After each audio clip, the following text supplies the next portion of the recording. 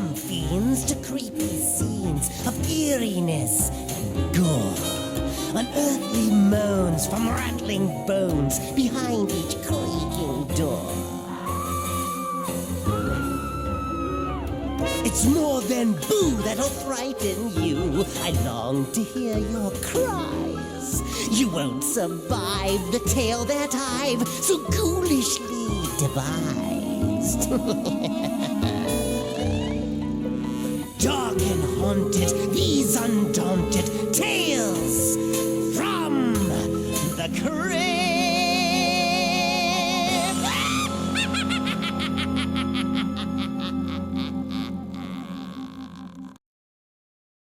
Welcome back, kiddies! Stupid impersonations aside, we are on our very last episode of our 4-part series of the 11th bonus episode. A lot of math going on there. We're working our way now into the top 10 of my top 40 favorite Tales from the Crypt episodes of all time. Tales from the Crypt came out, obviously, in 1989. Had 7 seasons. Great show, 93 episodes. And I decided to take my top 40. And like I said, we're on number 10 starting now. And towards the end, getting towards the end of this, I'm going to include a couple clips from the show. Just some fun things that I found funny about one episode, and just I'll explain them as we go. Not too many. I don't want to make this too long, but I do have the Crypt Keeper intros and outros. I hope you guys have enjoyed having those on there. It's been fun to go down memory lane and do this. Maybe next year I'll take some of my favorite episodes of Tales from the Dark Side, another great series that I would say that this was based on, but obviously Tales from the Crypt has been a thing since the 50s in the comic books. So the anthology format, has been forever, obviously popularized by Alfred Hitchcock Presents and The Twilight Zone. But just that's one of my favorite genres of TV and movies is the horror anthology. To me, it's perfect. Yeah, I like the movies like the Friday the 13th franchise and the continuing story and even just the one-off, movies. But I really prefer the short form because you can do all kinds of stuff with it. You don't have to stick to, the Friday the 13th thing.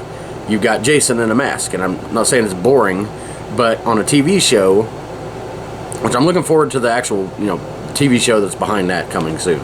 Not to get off on a rant here, but like in a TV show format, you can have like all these episodes. Like just for instance, last week, I'm looking at my list here. You had one about a ventriloquist dummy that happens to be like a mutated brother on this guy's hand, and then the next one is about an artist that kills people. No monsters in that at all. And then we got one about conjoined twins, and we've got one about cooking people, and we got one about things coming back from the grave. Like to me, Tales from the Crypt was like the perfect horror anthology. You never know what you were going to get, whether it's going to be supernatural or not. But anyway, all that aside, the way I do this is I'll show the intro for the episode, and then I'll talk about it a little bit. I got my Tales from the Crypt Complete EC Archives book, and also Wikipedia just to see like a couple details on like actors or something. I don't take everything on Wikipedia seriously like some people do. But I'll discuss it, and then we'll show the outro for the Crypt Keeper, and then the intro for the next one. So that's kind of how we do it on here. Sorry if it's confusing. But anyway, right now we're going to get to number 10 on my list. And we'll get to it now. Yeah, kids these days, with their long hair. You can't even tell the boils from the ghouls. And when they do want a cut, they go to one of those fancy salons, like Jose Schleiber or Vided Sassoon. It's enough to make you terror your hair out. I guess that towel was a little too hot. Still, I think it's a good look for you. Once it's grown out, I'm sure you'll love it.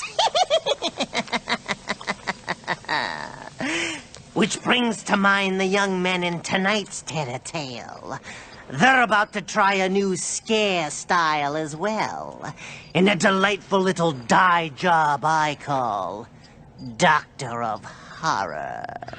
Number 10 on my list comes from season 6, and it is the 12th episode in that season, 77th overall, and it's called Doctor of Horror. This is a great one. Me and my kids love this one. One of the first ones that my kids watched with me when I met them. I know that sounds weird. They're my stepkids, but they're my kids. I just don't want to be like, oh, you went off to the store and came back a couple years later. No. And yes, I had 2-year-olds watching Tales from the Crypt. Leave me alone. Anyway, Doctor of Horror, like it comes from the Vault of Horror, the EC comic, which was of course hosted by the Vault Keeper. But like I've talked about before, the Tales from the Crypt comic books, the TV show didn't just take from Tales from the Crypt. It took from the whole EC horror line. Also some of the science fiction line and the crime stories they had too. Check out some of the, you can find EC archives. I've got 3 of them so far, just of Tales from the Crypt so far. But these comic books were so far ahead of their times. It's no wonder they got banned into existence. It's a travesty, but I'm not surprised with the way, especially the way things were back in the 50s. But anyway, Doctor of Horror stars Hank Azaria, of course, famous for voice on The Simpsons. Ben Stein, yes, Clear Eyes Are Awesome. Wow. He plays like the director of like this, I don't know, it's a hospital? No, it's the morgue. Yeah, it's the morgue at the hospital. Anyway, my favorite person in this is country music superstar Travis Tritt. He's so funny in this, like even in this, like not trying to be funny. And I don't mean like a bad acting way, just. And of course, I'd already introduced my kids to country music, so they're like, but his name in this was Charlie. So anytime I put Travis Tritt's music on, from then on it was like, can we listen to Charlie? Or they called him Charles Lee, because they were confusing him with Charles Lee Ray from Chucky. Yes, I know, I warped their minds. They're like, can we listen to Charles Lee? But anyway, I'll give you the description of this. Now I went 10 hours. So I like to give my own, memories of watching it, because otherwise it's just some boring countdown, and it's my own opinion, so why wouldn't I give my own memories? Anyway, I do read from this, just so you know, so I'll be looking down. Bumbling morgue security guards Richard, Hank Azaria, and Charles Lee, Charlie, are offered $500 by a doctor who needs a body for experimental research. It seems he's trying to locate and excise the soul from the top of the spinal column. Just sounds funny saying. Just before it disappears. When their boss, Ben Stein, figures out what they've done, Richard is forced to kill him. And Ben Stein actually raises his voice slightly in this. I was like, oh, he's getting some emotion. He's not just sitting there stone faced. And then he gets killed. But Charlie's having second thoughts, so Richard decides to bump him off too. The doc successfully extracts Charlie's soul. Richard then chops up his simpleton friend. Later, he receives a visit from the soulless Charlie, who's now all evil and looking to get revenge. Because in the whole time, even when they were like taking the body, Charlie didn't want to do any of that. Like, he's a good person, but he's just going along, and his friend kind of bullying him into doing it. Like he says, simpleton. He wasn't like an idiot or something, but he was, simpler than the other guy. The other guy was just all about money. So apparently the reason the doctor couldn't find the soul was because they were, was already gone. But he was a fresh body, and apparently he's like, you got a big soul, just because he was such a nice person. But like I said, he came back from the dead, and his friend Richard's like, come on, you're not like this. By the way, they cut his head off to get to the soul, so he's coming back like holding his head on from the grave. This is what I'm talking about. You can have one just crime with that completely happen in the world, and then this with monsters coming back from the dead holding their own heads on. But anyway, he's like, you're good, Charlie, you wouldn't do this. He's like, I was good, you took my soul. It's so funny. Like, it's scary, but I think that's what made the kids laugh, just the way he said it. But yeah, typical Tales from the Crypt twist ending there.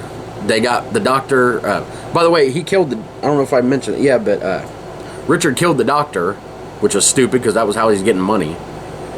But anyway, Charlie comes back and finishes Richard off. But that's a great one. Love that one. One of them ones you put on is like, everything in this top 10, like you want to tell somebody what Tales from the Crypt is like, point an episode to watch, you can't go wrong with any of these. But anyway, we'll see the outro for that and get into the intro for number 9. That Charlie? And you thought he was mixed up before.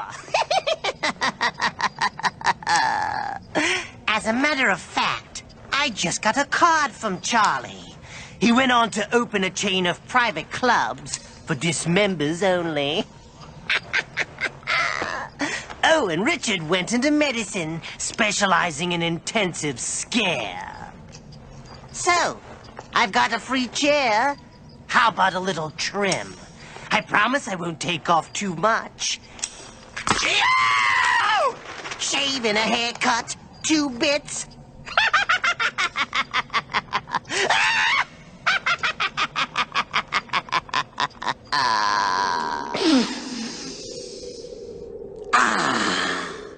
A corpse by any other name would smell as sweet.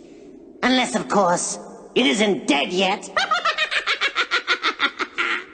Tonight's tawdry tale is about a man who's gravely concerned about matters of life and death. Why he'd care about that remains to be seen. I call this putrid piece Abracadabra. Alright, number 9 comes to you from Season 3, Episode 4 of that season, from the Tales from the Crypt comic book, which was, like I said, the main comic book for him, obviously, but the episode was known as Dead Right, and the reason that they changed, or not the episode, but the name of the show, let me start over again, Alright, number 9 comes to you from Season 3, Episode 4 of that season, and it is called Abracadabra. Of course, that sounds like a typical Tales from the Crypt pun there. You'd think with that title there'd be magic involved, but it's not really magic, it's supposedly science, but you'll see what I mean. But anyway, this is originally from Tales from the Crypt comic book, but the story was called Dead Right, and they renamed it for television because they'd actually already named a episode on the TV show, which you'll find later on. Spoiler alert, I won't say where it's at, but it's up there. That's called Dead Right. And I can't remember what that story was originally called in Tales from the Crypt, or maybe it was called Dead Right. I don't know. We'll find out when we get to it. But yeah, they had to rename it. You know, it'd be confusing to have it. They already had 2 episodes, one called Only Sin Deep and Only Skin Deep, so that was confusing enough. But anyway, this is a really good episode. I got a tape from, this is my personal memory with it. I got a tape when I was younger. I was probably 14, I think I was 15 actually. I went to Tennessee, I think it was Sparta, Tennessee, where my granny's family lives, like in the hills. Like I went down there with Granny because she hardly ever got to go, and that was her family. But anyway, they had a Tales from the Crypt tape that they taped off HBO, like a marathon of, you know, Tales from the Crypts, and they gave it to me. It was just so cool to see, because I only got to briefly see Tales from the Crypt on HBO every once in a while, because we didn't have HBO when we lived with my mom, and I don't think Granny had it either. But just the few times I did see it, I got to give this memory here before I forget. I could have swore, now I've never found proof of this, unless a commercial comes out, but I could have swore I was, how old was I? I was like 7, 8, somewhere in there. And I was living, we were living in Mount Carmel. That don't matter, but I was just telling you where I was living. And that was one of the brief times we had HBO, but of course I had to go to bed. But I came out in the living room and seen the Crypt Keeper on there, and I was like, oh my god. Because I already knew who the Crypt Keeper was anyway, because my dad had given me comic books. Because whenever, sorry I'm rambling, but whenever Tales from the Crypt series came back out in 89, around 91, 92, they re-released started reprinting the EC comics, because by then, you know, things had changed and they can get horror, you can put horror comics out, because stuff they were coming out with in the 90s was like, made the horror comics almost look like nothing. But anyway, the series got popular, and of course, you know, I'd seen a couple episodes and scared the crap out of me. My dad, loving scary movies, got me some of these comic books. Really cool. But, most of my Tales from the Crypt watching as a kid and a teenager came from when they went on to Fox syndicated, which was maybe 95 or something, 94, 95, 96, somewhere in there. They originally did like, I think it was Friday nights at like 8 and 8:30, but then they put it in more syndication, like where, you know, it wasn't just Fox, where we would have a routine at home on Saturday nights. We would wait for the boring news to be over and the sports show. We didn't even care about that. But 11 o'clock, Mad TV. Oh, we loved watching that. And then at 12 and 12:30, 2 episodes of Tales from the Crypt. Now, that's a long-winded story to just say that my only experience had been with the syndicated versions, which obviously cut out the nudity, of course, but it cut out a lot of the violence. And come to find out, it actually cut out a lot of like scenes just because, you know, you got 22 minutes in a typical television show on, you know, on broadcast TV, you know, the 8 minutes of commercials. Well, on HBO, they were going way over that because they didn't have to deal with that crap. And there wasn't like a set time. Some episodes would be like over 30 minutes, some would be 21. But anyway, that's all long-winded to say that I first saw this one on that tape that I got, and like I was blown away at this episode because it was just so creepy. Like, I guess technically there's no like supernatural back from the dead stuff, although it does kind of play into it. Anyway, brothers Carl and Marty, which is played by Beau Bridges, famous actor, have been feuding for years ever since Carl played a practical joke that shocked Marty so much it gave him a heart attack. What they did is, they're both doctors, and Carl, which is the kind of the bumbling idiot, even though he was a doctor, he just like barely got by or failed classes. Anyway, he brings his brother Marty into the morgue at night, just saying he had a surprise, and he had his like girlfriend laid out on the table, and she like jumped up and like pretended to come back from the dead. And it was all just like a surprise party, and everybody came in because it was like a surprise party because it was Marty's birthday. But Marty ended up having a heart attack from it, and he ended up like, say a heart attack, but he acted like the way he was acted more like a stroke because he could like barely use his arm later. You know, when they show later on, this is when they were still in medical school. But yeah, years later, Marty's on the verge of perfecting a serum that allows the brain to stay receptive even after bodily death. Kind of like would go with the last episode. Maybe he can use that to help the one doctor get the soul out. Marty decides to get revenge by turning Carl into his first human test subject. After subjecting Carl to the rigors of witnessing his own death and autopsy, Marty shows Carl that it was all just a trick, or was it? And the twist with that is like he'd come up with this drug that would like keep your body able to come back to life after a catastrophic event. You know, he injected him with something to kill him. He's like, I killed you. And he could see everything and hear everything as it was going on.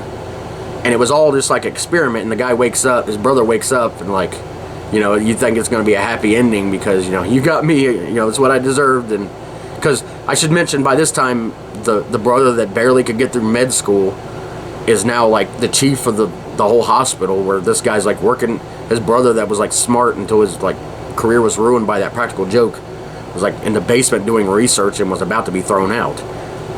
But like I said, they brought it full circle with, you know, oh, it's just a joke, this is my thing, and he's like, yeah, I'll give you the money for this, you know, it's a cool drug. And then the guy has a heart attack and then really dies. And then they show, because by the way, the whole thing's going through, once he dies the first time, it's going through his point of view. Like, you see him like just hanging and looking at the doctors, and, you know, just whatever his eyes could see, the camera would see. Really cool.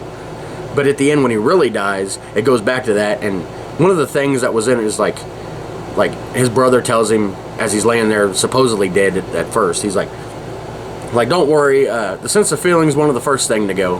But then as they're about to do the guy's autopsy when he really dies, he's like, Marty, you were right about one thing, you're right about a lot, but except one thing, the sense of feeling isn't the first to go, it's the last. And he screams as they cut into his head. And as you'll see by the outro, the Crypt Keeper looks like he was doing the surgery. Anyway, let's get to that outro and get to our number 8. Tisk, tisk, tisk. And Carl thought he was the family's practical joker. Wanna play doctor? Then open wide and say, "Ah!"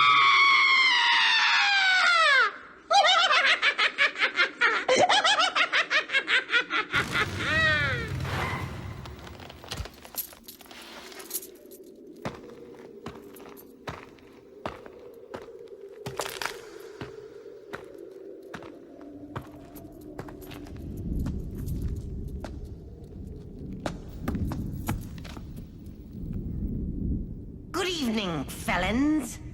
Time to assume the position, if you know what I mean, and prepare for another assault and battery on your senses. Tonight's seamy saga is about a nice young man with a very bad attitude. In fact, it's positively criminal. I call this little game of chops and clobbers Carrion Death.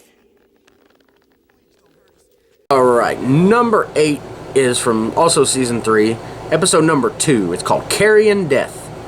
Now, it's originally from Shock Suspense Stories. And I actually have heard a radio version of this. They came out, I think I talked about this before. It may have been on my regular podcast. Anyway, I'll try to keep it brief. But during the early 2000s, they came out with like this radio drama, you know, but based on the old drama from like the old days when radio was all you had, and they'd have radio dramas, you know, like the horror things that really like scared people. Well, they decided to do a few of Tales from the Crypt stories from the comic books based on that. And I actually have it on my computer, but the story is like completely different than the show, and I actually enjoyed the show version better. But not that the one from the, because I'm assuming the radio show is based like completely off the comic. I'm guessing, but like two completely different things. I talked about that before about a couple episodes that, like the one was called Revenge of the Nuts, was also the same story from the old 1972 Tales from the Crypt movie where the guy's mean to the blind people and he gets what's coming in. Anyway, all that to say that this is a really good story. Styles Kyle MacLachlan, if I can say his name right, played by Diggs. You see Crypt Keeper, and he's like, poor Diggs. Anyway, Diggs is a thief on the lam who ends up being caught by a patrol cop with a chase through the desert. When Diggs thinks he gains the upper hand by shooting the cop, he finds out he's got a problem. The dead cop has handcuffed himself to Diggs and swallowed the key as his last act. He tries to make it to the Mexico border, dragging the cop behind him, all the while a hungry vulture stalks him like the specter of death. The weight ultimately becomes too much for Diggs to bear, and high atop a cliff, he hacks off his own hand to be free, only to slip and plummet onto the rocks below. Now, this was such a good story. And the original story, like I said, the radio one, it's about this English teacher. He's like a pompous, and then he's got this cousin that's like a criminal, and they rob a bank, and he has to go through the desert with him, with his, you know, his cousin. And this one, it's completely different, but this one's so creepy, creepier than the actual like story. Like, yeah, he hacks his hand off, and then just as he thinks he's gonna be free and get across the border with the, you know, the money that he had, he falls off to the rocks. Like, I love the outro we're about to get to. Cook 'em, Danos. You'll see. Anyway, we'll get to that now, and we'll head to number 7.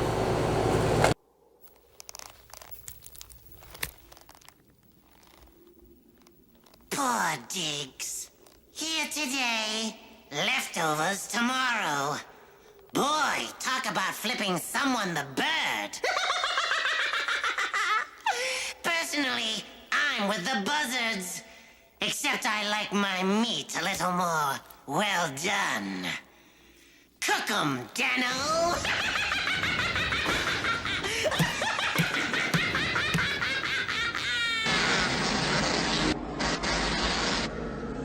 Hi, Mom. I just love home videos, don't you?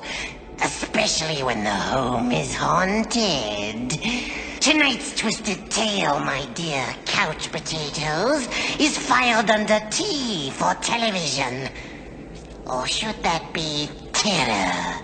Mr. Horton Rivers is about to find out, so stay tuned to this totally titillating tube. Number 7 comes to us from season 2. The more I get closer to the end, it's like wow, that episode could have actually been number 1. Like my top 10, almost every one of them could have been number 1. But there's one that I always like go to as my favorite, so that's why it's number 1. Anyway, we're not there right now. We're on 7. This one's called Television Terror. This one, like, for people that like haunted house stuff and that kind of thing, this is definitely your story. But like I said, season 2, episode 16 of that season, 22 overall. Originally from the Haunt of Fear comic book, which was hosted by the Old Witch. It's the 3 ghoul lunatics, Crypt Keeper, Vault Keeper, and the Old Witch. And if you've seen the cartoon Tales from the Crypt Keeper, seasons 2 and 3, where the Vault Keeper and the Witch come and join him and try to take over his show, that was kind of the way it was in the comic books. They would argue, and one of them would get another spot in their comic book. You're like, what are you trying to, like, that was based on that. Like, it's such good stuff. I almost wish that those characters would have been a part of this, but I could see why they weren't, because it wouldn't have been Tales from the Crypt as creepy with other characters.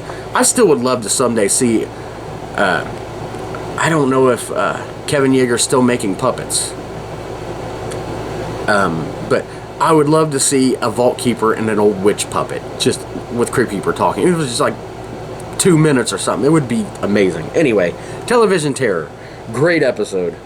Starred Morton Downey Jr., of course, the famous shock talk show host before Jerry Springer.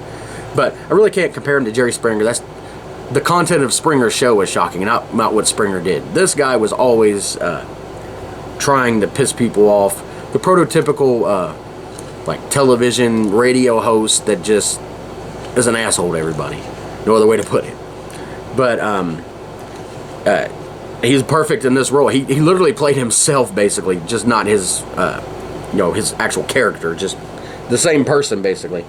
Anyway, sensationalistic, sleazy TV tabloid host Horton Rivers, played by Morton Downey Jr. Gee, Horton and Morton. I wonder how they got that. Anyway, tries for big ratings by airing live from within a supposedly haunted house where an old woman hacked up a number of unsuspecting men. Some unusual poltergeist activity begins to scare the wits out of both Horton and his cameraman, but viewers are eating it up, so he has no choice but to plunge farther into the bowels of the abode. The description, the bowels of the abode. When he suddenly discovers his cameraman has been murdered, Horton finds himself alone and at the mercy of a horde of very unruly specters. Of course, the ratings are through the roof, but Horton winds up being tossed out a window and falls to his death. Well, he hung. But, see, everybody on his TV crew hates him, especially his director and, like, even especially, like, I guess it's his assistant or something, but it's a woman, and he's like, of course, you can imagine how sleazy he is to her, like you're only here because you slept with me, that type thing. And, they're going in, and she kind of turns it around, like, get me out of here, literally, he's like, get me out of here, he's like, the ratings are through the roof. And then throws back, I can't remember the lines, but he used some lines on her, like, about why he's such a piece of crap, and then she ends up basically throwing it back in his face, and then he gets thrown out the window and hung, and at the end, they're all just kind of staring at him like, oh crap, that was real. They thought, he's like, what? She was like, whatever you do, keep going, the ratings are through the roof. They thought it was like some special effects him and the cameraman came up with. Nope, real ghosts. Classic Tales from the Crypt, getting what you deserve there. But we're getting through this. I'm trying to keep the rambling to a minimum. We're going to go ahead and get to number 6 now, after this outro.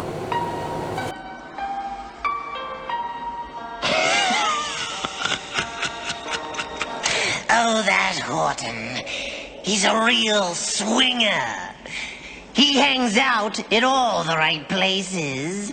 No wonder he's such a hit on live. Or is it dead TV?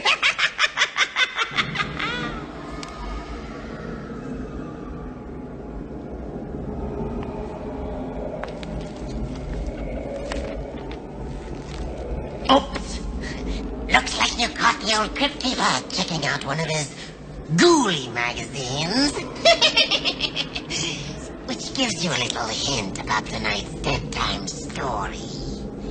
It's all about the way some guys just die over a pretty girl. But don't worry, kiddies.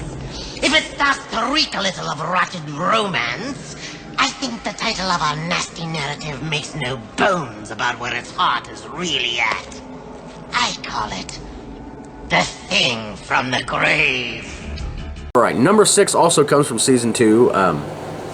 It is the 6th episode of that season, 12th overall, and it was directed by Fred Decker, who's done a lot of things, but he was the director of The Monster Squad. If you remember that from the 80s, that movie's iconic.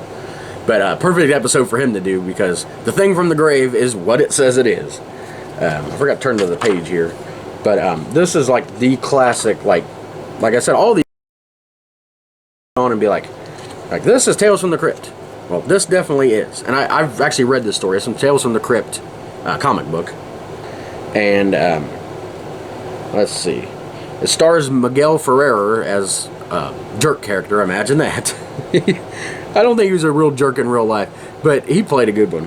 And Terry Hatcher, of course, she's been in a lot of things, but I think the thing I memorize her. I remember her from most is was it called the Adventures of Superman or the New Adventures of Superman? I can't remember what it was called. The one with Dean Cain from the 90's.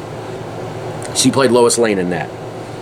But abusive Mitch, played by Miguel Ferrer, turns green with envy when a slick young photographer falls for his model girlfriend Stacy, played by Terry Hatcher, and she doesn't resist. To prove his love, the photographer gives Stacy a necklace that an old woman once told him would hold any promise forever and ever.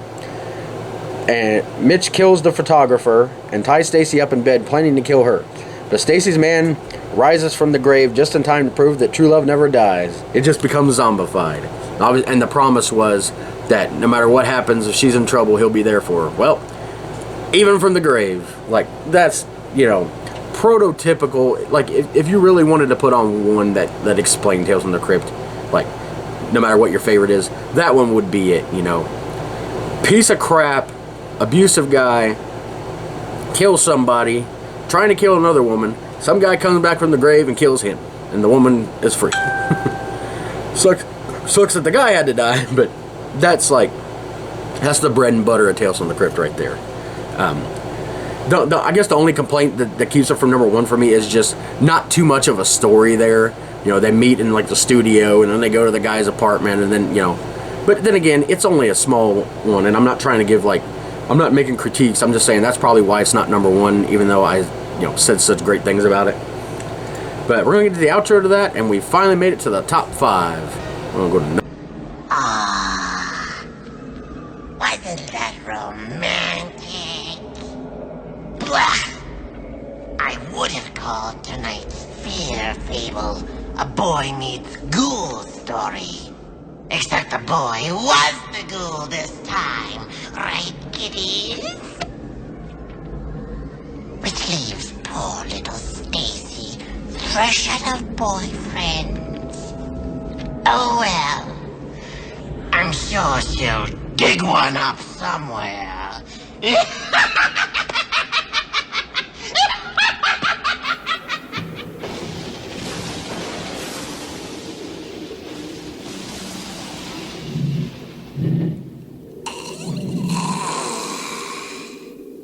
Greetings, boars and ghouls. I'll be with you as soon as I finish with this customer. We were just going over some of the terms of his coverage. I'll bet this is one clause he won't be getting out of. Tonight's nasty nugget concerns a man with a problem. He wants to collect on his life insurance without dying in the process. I call this little annuity The Trap. Alright, number 5 is actually directed by Michael J. Fox, believe it or not. Again, like I said, they've had some, Arnold Schwarzenegger was in one of the episodes, I think last week, that I covered, The Switch. He was actually with the Crypt Keeper in the intro, but he directed that one. He wasn't in it. He didn't star in it. Michael J. Fox has a cameo in this, and I'll throw to some clips of this one in particular, because there's some funny stuff in it, and I'll kind of explain after, once the clips happen. But I'm going to give the basic story. It stars Terry Garr, which she just recently passed away. Bruce McGill, great character actor there. And of course, like I said, Michael J. Fox has a small cameo as a prosecutor. And the story is, debt-ridden loser Lou, played by Bruce McGill, sees a way out of the hole by devising a plan to fake his own death and collect on the life insurance. He drags both his put-upon wife, Irene, who he mentally and probably it's implied that he does. It says, I slapped her around. So he physically abuses her. She's played by Terry Garr. And his coroner brother, Billy, into the scheme. Of course, he's got a brother as a coroner to help him with that. He really doesn't want to, but he kind of... He lies and says, oh, I'm going to tell Mom that you took all her life insurance. She's like, you took that, Lou. Well, I'll tell her, because Lou was her mom's favorite, even though he's a piece of crap. But anyway, when Irene realizes that Billy is the kinder gentler man, she and Billy decide to betray Lou. When everyone thinks Lou's dead, Billy and Irene convince him to fly down to Rio, leaving his money behind to make sure the story sticks. Months later, Lou returns and finds himself in trouble. Billy and Irene won't acknowledge Lou is who he claims to be, and he's put to death for his own murder because his prints were found on the murder weapon. Now, doesn't that just say Tales from the Crypt right there? You fake your own death and then end up getting put to death in the electric chair for your own murder. Like, let's just drop the book and walk away. No, but just a great story. The mom is like crazy in this, and like I said, picks Lou no matter how crappy he is. And yeah, that they come up with this story, and he like changes the way he looks, although he barely looks any different. And the police like know what he looks like, but they still like, oh, you're not him because he's dead. And like I said, his fingerprints are on the murder weapon because he had to knock himself out, or what was it? No, he had grabbed the fire poker. He's like, just throw it over there. And they knocked him out. Because they had to knock him out for when the police came. But he's a coroner, so he can make it look like he's dead. And they cremated him, but they didn't really actually cremate him. But anyway, I'm gonna throw some clips now and I'll explain. God, you're good and black. Good a flamingo. Eat her straight up.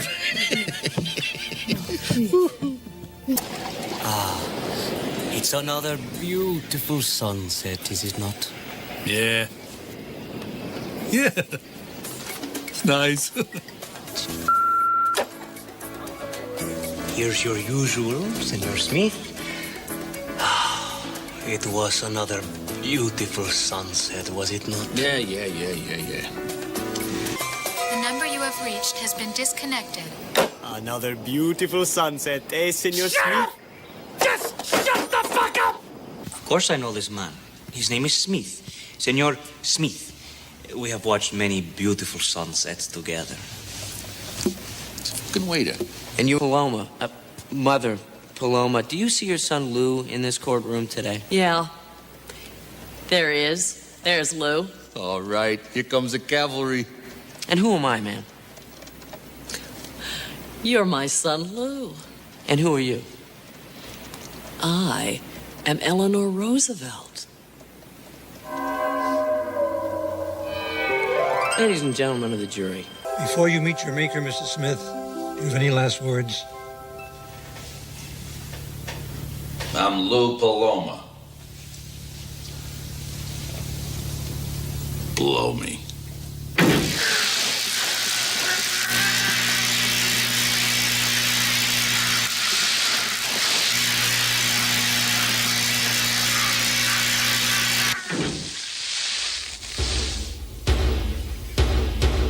Another beautiful sunset, eh, Mr. and Mrs. Paloma? The eater freedom, ha. I don't know what the heck he says there, but as kids we thought he was talking about something dirty. I don't know what a thradum is, but is that what he says? Thradum?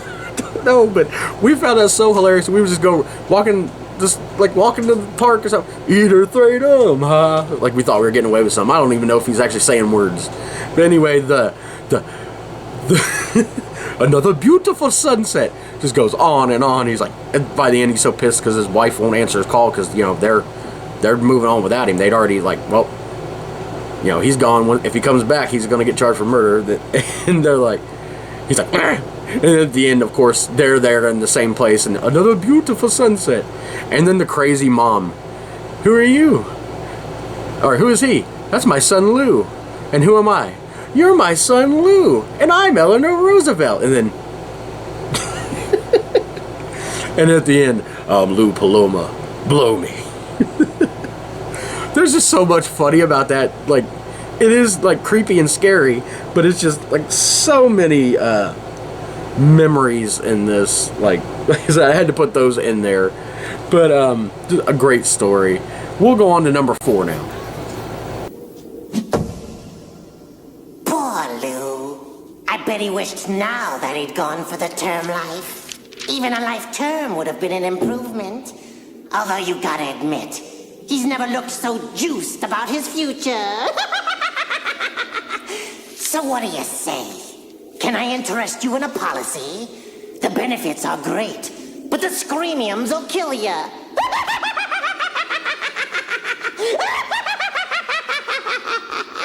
know, kiddies, after a night of slithering through the sickening slime of my crawly crypt, I take a tip from the Marquis de Sade. He likes to unwind with a little red-hot poker.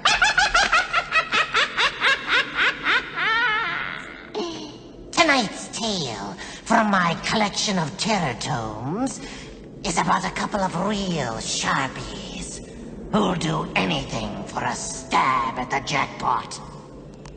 So, ante up, fellas. The game's about to begin. Alright, number 4 comes to you from Season 2. It's one I watched with the kids a lot when I first showed them this. Back then I was watching it on YouTube because I only had the first season on DVD. I got them all now. But episode number 3 of Season 2, and 9 overall, it's called Cutting Cards. Originally from Tales from the Crypt. I should probably go there in the book. I'm ready here, aren't I? I'll find it. There we go. Anyway, this stars Lance Henriksen. Of course, everybody knows him from Pumpkinhead. He was also in an episode called Yellow, which was on the first episode of this of my series. But great character actor. Of course, I know him most from my favorite movie of all time, The Horror Show. Not the Rocky Horror Picture Show, just The Horror Show. Look it up. It's got Brian James in it. Great show. Or great show. Great movie. Anyway, of course, Lance Henriksen's a legend in the horror genre. But longtime rival card sharks face off in a small town casino. They decide to make the stakes high. The loser hightails it out of town for good. The game? Russian roulette. Unfortunately, they go through all 6 chambers only to discover that the gun was loaded with dummy bullets, so they decide to up the ante to something a cut above. A game of chop poker. And chop poker is, I don't know if you have any idea or could guess from it, is what it sounds like. They play poker, only they're not playing for money. At the end, whoever wins the hand gets to chop a body part off the other. It's as basic as it gets there. And they actually go through with this. They don't chicken out. It says, no ante, no pot, just limb for limb based on who wins each hand. The game ultimately lands the 2 of them in a hospital, limbless, but still vying for best of the best. And the characters are, as Crypt Keeper says at the end, Grievous and Forney. I don't know why I always found their last name so funny. But anyway, they end up at the hospital. I'm assuming a mental hospital. And why they would be in the same room, I don't know. But they're sitting there, no arms, no legs, playing checkers. And they're like, how are they playing checkers? And like, he moves a piece of his nose, and then then he's like, king me, and he's like, pass the gum. And then to pass the gum back and forth between their mouths, to put on the piece, it's just, they don't actually show it. It's just implied as it goes off. And it's like, these 2 are just going to go forever until one figures out a way to kill the other, or they'll just be in the hospital for 90 years battling each other. Just a great episode. Like they're both pieces of crap. They both get what's coming to them. Like, nobody else ends up getting hurt in the episode. Like, you can tell they probably mess with a lot of people, but this is just like 2 people obsessed with getting the better of the other, and at no matter what the cost, literally, as Crypt Keeper would say. Anyway, we're getting towards the end here. Wow, coming up on number 3. We're in the top 3 now, so let's get to the outro and the intro for number 3. I've heard of giving someone the finger, but this is ridiculous. But at the risk of going out on a limb, I've got to hand it to Grievous and Forney. They do anything to elbow their way to the top. Dinner time!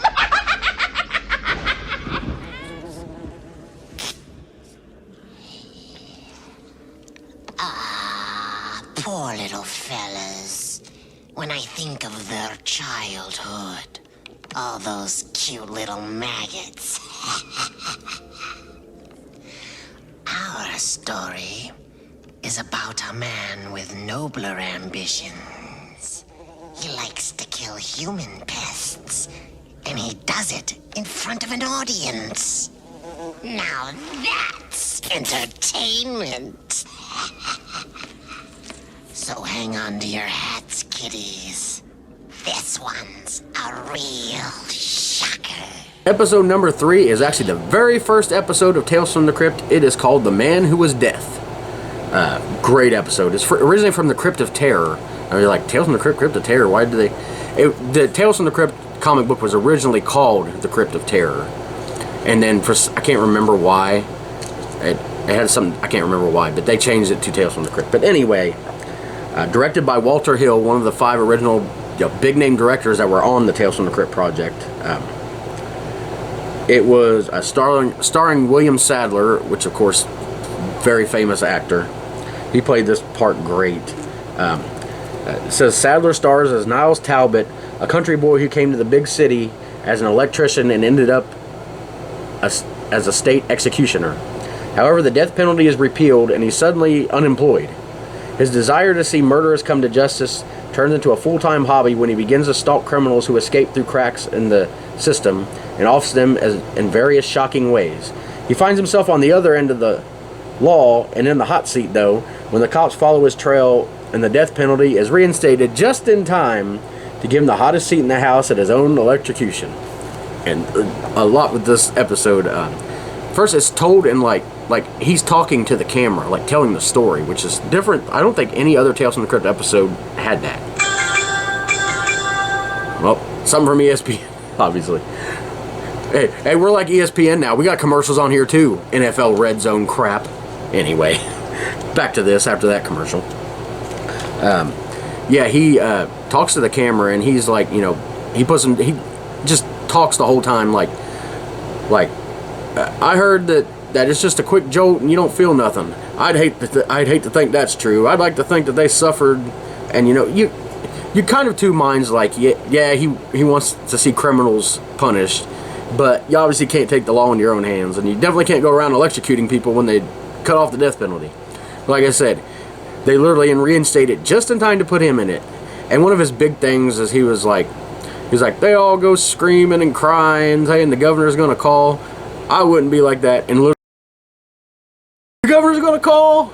You're all going to get fired for this. And then went out screaming and sniveling like all the other people he made fun of before. So he did get what it deserved. Like, I guess he had his own twisted version of justice, but obviously going about it the wrong way. And the people that got off from the technicalities, one of them definitely did it, but the other one was there was a couple that weren't actually sure they did it. So, and by the time he was just killing everybody.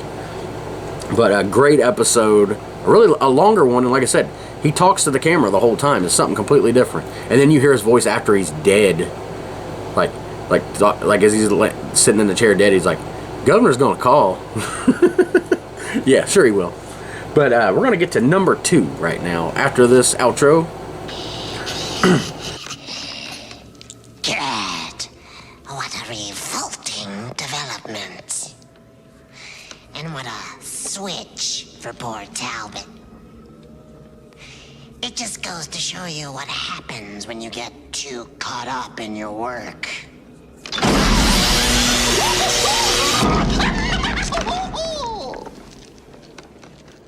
Don't worry, though.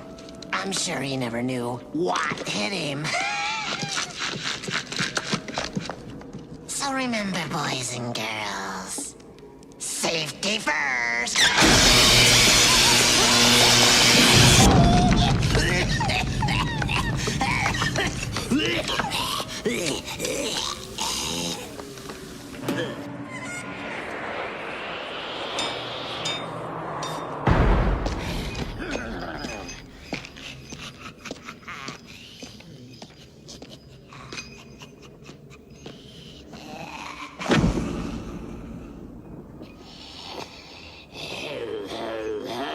Kitties, just your old pal, the Crypt Keeper, having a little holiday fun. Why else would I be in this getup? Unless there was a clause in my contract. In fact, I've got some Christmas goose for you. Goosebumps, that is. Yes, indeedy. A little terror tale chock full of holiday fear. I mean, cheer, of course. So, Get a gander of a Yuletide Yelp yarn that goes a little something like this. 'Twas the night before Christmas, and all through the house. Number 2 is actually the second episode of this, and it's called And All Through the House. Probably one of the most recognizable Tales from the Crypt episodes of all time. It's the second one ever, directed by Robert Zemeckis, written by Fred Decker, like I said, from the Monster Squad, so you got those two to team up. Now, hold on, in here it says it's the third episode. On Wikipedia it says second. They were all filmed and released around the same time, but I'm going to go with in here, because this book was researched. Wikipedia is just people putting stuff on there. Because they're literally all aired the same day, June 10th, 1989. But I guess Wikipedia had the wrong order. Snuggles, quit that. My dog, she wants me to be done with this.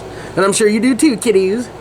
But anyway, look at the freaking face of the Santa Claus. Which I'm going to include some clip at the end of this. I'll explain it. But anyway, this is the classic one. If you've ever seen the 1972 Tales from the Crypt movie, the British one, it's the very first story in that. Almost similar situations, like not a whole lot changed, but in this it was so much scarier. Starred Mary Ellen Trainor, who was married to Robert Zemeckis. And so on Christmas Eve, a woman, Mary Ellen Trainor, brutally murders her husband in order to collect on an insurance policy. While she doesn't realize is that an escaped mental patient, played by Larry Drake, I should have mentioned, who plays this perfectly, roaming the town dressed as Santa Claus. When he turns up to torment her with an axe, she becomes a victim of her own skullduggery because she cannot call the police or she'll be caught for murdering her fiance or husband. I'm getting that confused with the movie. It was fiance in the movie. That is until she figures out a plan to tell the cops that it was really the psycho Santa who offed her hubby. It is a plan that works perfectly until her little daughter decides to let in jolly old Saint Nick, who has an axe to grind with Mom. Now I'm going to go to a scene right now, and then we'll be back.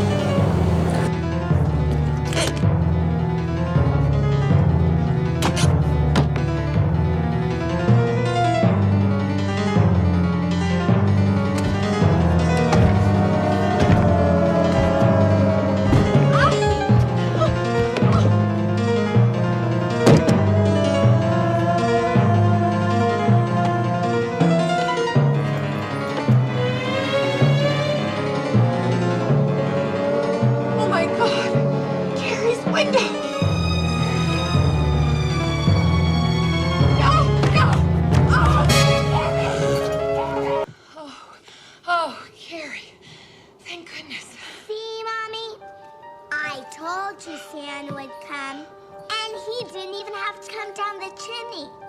I let him in.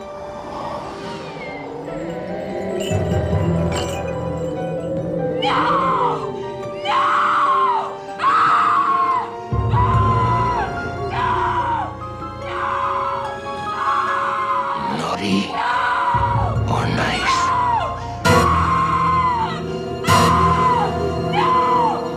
That is the scariest scene of all in these. The music, her looking out and her just looking down, like she's stuck in the closet. He's going up to, for all he knows, all she knows, to kill her daughter. But she can't do anything, and she like sees his scary face. I don't know, but that genuinely terrified me as a kid. And not a lot of things terrify me about scary movies because I was raised on them. But yeah, I love this freaking story. Yeah, and she ends up getting what's coming to her, and the freaking the blood-curdling scream she does at the end is like legendary. And if you contrast that with the story from the first one, or from the movie version from the 70s, besides the blood in that one looking orange and like completely like just some kind of Crayola paint you give kids, she was more evil in that one. The guy she kills, her fiance in the movie, is like a nice guy, and she's just cold-blooded about it. She just wants the insurance money to run away with her boyfriend. And this one is the same thing, and I'm not saying she's not a bad person, but he's like really mean and abusive to her too. So it's like, at least they're in this isn't just like completely just cold-blooded. Although like I said, she really is ultimately. But the freaking Larry Drake is that Santa Claus. Like, Oh man, it don't get any creepier than that. But we got one episode that I like better than all this, and it's coming right now. After this outro, we're gonna get to number 1. How was that for a scream, boys and ghouls? Oh, don't worry about little Carrie.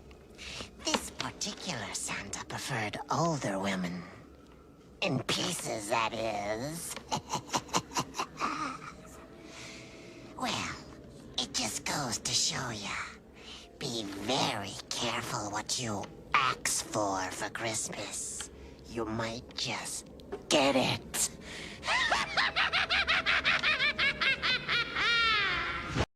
I look into the future, my darlings, and for you I see something grotesque. It will sicken and disgust you. It's me! Tonight's tale is a sickening stab at suspense about a gold digger who wanted big bucks to buy baubles and bangles. Look out, Kathy. I see you just might buy the big one. They reached number 1. It is the first episode of season 2, the 7th one overall. It comes from Shock Suspense Stories of all the comic books, not even a horror one, and it's called Dead Right. Now, like I said earlier, that abracadabra was originally called Dead Right in the comics. So was this, apparently. So they were they're just like, oh, we like that name, we'll name it again. I don't remember which one came out first. But this is my all-time favorite. So many quotes from it. I'll put a few clips in here towards the end. But there's Are You Afraid of the Dark ringtone playing. Maybe I should get my favorite episodes of those too. Anyway, we're on Dead Right here. Stars Demi Moore, so big name actress to start off the season, and Jeffrey Tambor. And it says a money-hungry waitress, Demi Moore, goes to see a fortune teller who predicts that by the end of the day she'll be fired and then land a new job. When the prophecy turns out to be reality, the waitress comes back for more. The fortune teller foresees that she will meet a man who will inherit a fortune then die. Sure enough, she meets a man, albeit a grossly obese one, but for the sake of a promising future, she marries him. The prediction didn't explain that she would be the one to get the money first by being the millionth customer in an automat, because this was like set, and I just realized this when I watched this a few weeks ago, that this was actually set back in I think the 60s, maybe the 50s. For some reason, it literally popped into my head, like I was watching the episode, I was like, this is, because I was wondering why the millionth customer at this like automated machine thing, and then as I was watching more of it, it's like, everything's old-timey. It's like, why did, after almost 40 years of watching this freaking episode, did I just now realize it's set in that time period? Anyway, she ends up winning the money, and that she would die by her jealous husband's hand after she tells him to kiss off. Having inherited the cool million, he dies in the electric chair for having stabbed her to death. Now, I'll explain a little more. Yeah, she goes to the fortune teller. After the first time when she believes the fortune teller, she's like, you'll meet a man.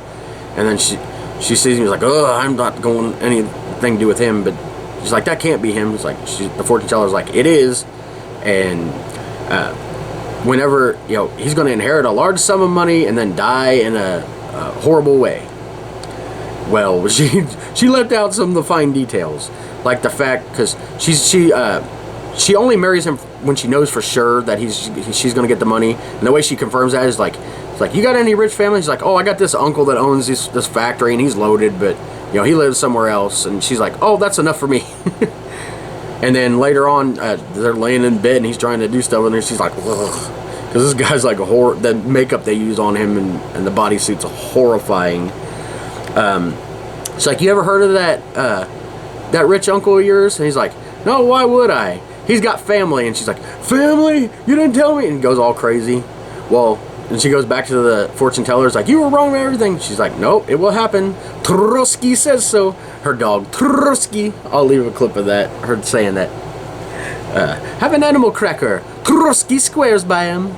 Anyway, after she rants at the fortune teller, like, you ain't getting any more of my money. She goes to this automat, which is basically like this place where you get stuff out of vending machines and stuff, and she becomes the millionth customer. So they give her $1 million, and she goes home celebrating like, I got $1 million that that fortune teller was wrong. I'm leaving you. You're ugly. You're fat. You need to take care of yourself. Well, the twist comes that the fortune teller was right, because he does inherit her money by killing her, because they're still married. So technically he inherits, even though he goes to prison. And then he dies a horrible death in the electric chair. Yeah, the fortune teller conveniently left out the part where she was going to die and only get that money for like 5 minutes. But anyway, the iconic scene where nobody can. I will leave that as the last thing on here. And the little Trusky, little dog, little wishbone looking dog. But then we'll get to the outro. But that's pretty much it. That is my favorite of all time. That is like the ultimate twist ending there. I love that episode. No, it's kind of funny that Tales from the Crypt, known as being monsters and ghouls and ghosts and everything, that my favorite episode didn't even have, well, it had a dead body, but none came back to life. Now let me see, that one didn't, and All Through the House #2 didn't, The Man Who Was Death didn't, Cutting Cards, The Trap. My top 5 episodes have no monsters in them at all, which really shows the power of the storytelling on this. They didn't just rely on all these scary things like some movies do, like, oh, we're gonna have this thing crawl across the screen to make people jump. You don't need all that with everything. Anyway, I'll get off my soapbox on modern horror, just like I do with modern music every week. Hope you guys enjoyed this one. Stay tuned for those few clips and the outro from this. But hope you guys enjoyed this. Let me know any feedback. Let me know what your favorites are. Was there any that wasn't on my list? Because I said there's 93 episodes and I only listed 40. That leaves 53. Literally only one from the 7th season made it. It was the last episode, the animated one. Not to be confused with the Crypt Keeper cartoon. This is the animated Three Little Pigs story on Tales from the Crypt. But yeah, the 7th season, most people don't like it. It was British, and not just because the British. I like the British movie. Just the budget went down. It's like the stories were not as good. Anyway, that negative note. I'll leave you with the stuff I said I was going to show, and hope you guys enjoyed this, and really let me know what other kind of bonus episodes. I've got my ones laid out for the rest of the year, but anything you want me to talk about, like anything, if I have enough knowledge of it or enough interest in it, I'll record it. I make these videos for you guys to watch anyway, I sit and listen to myself ramble enough as it is. I don't need to record it for myself. Although this might be used as proof in a future mental case against me. Anyway, good evening, felons. We'll see you next time on the Crypt. God, that's a horrible impersonation. Get out of here. The future. She heard correctly, didn't she, Trotsky? But don't worry about it. Have an animal cracker. Eat. Trotsky swears by them. I love Chinese food. Except for one thing. You feel like eating again 20 minutes later?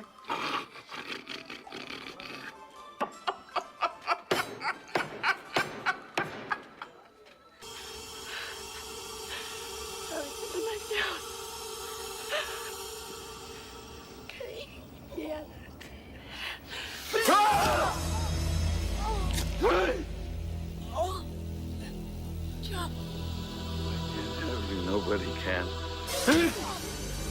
If I can't have you, nobody can. If I can't have you, nobody can.